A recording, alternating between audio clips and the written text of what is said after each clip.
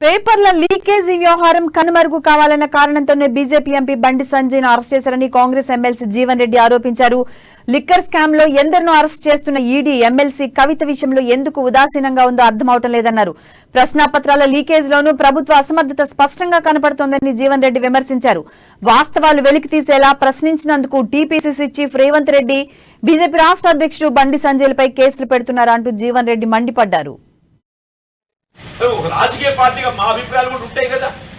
నువ్వు వాస్తవాలు వెలికి తీయడం లోపల ఒక విధానాన్ని అవలంబించి ఉన్న విధానాన్ని అవలంబించని చెప్పండి. సిఆర్టీసీ ఏం చెప్తుందో దాని ప్రకారం ముందుకు అని చెప్పంటున్నావు. నువ్వు ఈడీ కవిత మీద కుట్రపూరితంగా కేసు నమోదు చేసి విచారణ చేస్తున్న కర్గోలు పెట్టినవే.